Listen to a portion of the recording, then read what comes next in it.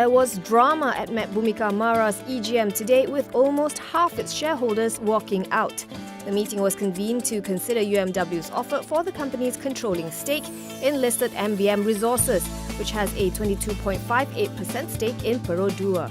Sources told the EdgeMarkets.com that disgruntled shareholders, accounting for 48% of Med-Bumikar's shareholding, walked out in protest.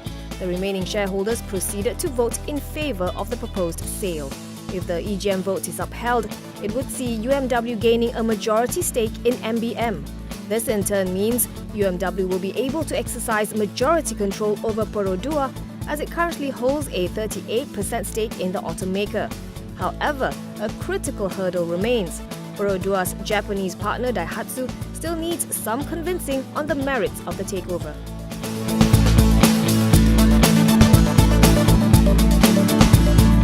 Lotte Chemical Titan Holdings says first quarter earnings shrank, no thanks to a margin squeeze and forex losses. Net profit fell 28.6% year-on-year to 244.2 million ringgit. Revenue, however, grew 15.7% to 2.2 billion ringgit on the back of higher sales volume. Lotte Chemical says feedstock price increased from end 2017, while product price subsequently picked up with lagging effect. It also had to conduct a revaluation of its US dollar IPO funds against the ringgit, held for the Indonesia project's capital injection. This was a result of the strengthening of the ringgit against the greenback. On its prospects, Lotte Chemical is expecting the petrochemicals market to stay resilient in the near term.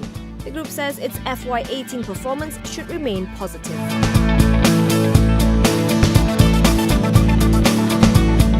Tycoon Tan Sri Quek has stepped down as chairman of Guocoland, Malaysia, effective immediately.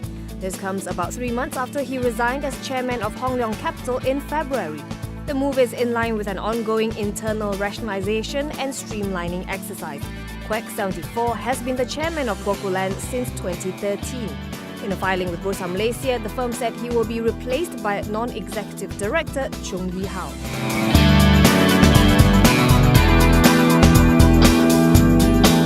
PH Chairman Tun Dr. Mahathir Mohamad has denied saying that he would abolish ride-hailing services if the opposition coalition comes into power. Sinar Harian had quoted Mahathir as saying that he would do away with such services in order to defend the rights of taxi drivers and car rental companies. In response to the report, BN Chairman Datuk Sri Najib Razak heaped scorn on the former Prime Minister.